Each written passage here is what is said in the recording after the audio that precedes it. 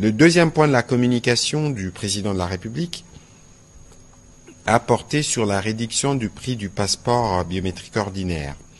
Fidèle à son engagement pris en 2019 afin de soulager nos compatriotes du poids financier lié à l'acquisition du passeport ordinaire biométrique, le président de la République avait alors décidé d'en réduire le coût à l'équivalent en francs congolais de 99 dollars américains.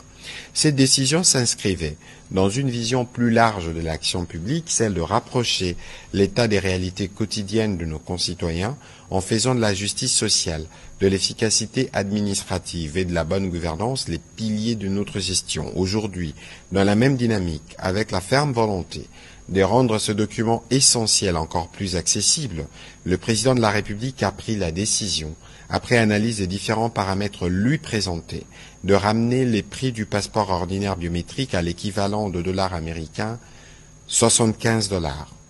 Cette mesure, à forte portée symbolique et sociale, vise à garantir à chaque citoyen et chaque citoyenne un droit fondamental, celui de pouvoir s'identifier et circuler librement sans que des conditions financières n'en constituent un frein.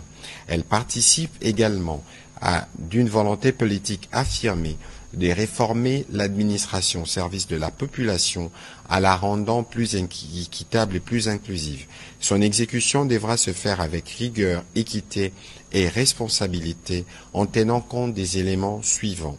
La préservation des engagements contractuels en cours afin de maintenir la crédibilité de l'État et sa capacité à honorer ses obligations essentielles.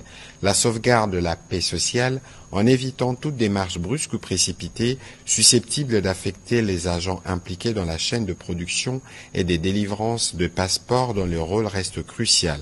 À cet effet, il a instruit la ministre d'État, ministre des Affaires étrangères, à engager sans délai une concertation approfondie avec le ministre d'État, ministre du Budget et celui des Finances. Par ailleurs, il est attendu que la ministre d'État en charge des Affaires étrangères soumet dans les meilleurs délais au gouvernement un calendrier clair et détaillé de mise en œuvre, comportant notamment la date précise du lancement officiel du nouveau passeport ordinaire biométrique avec la nouvelle tarification.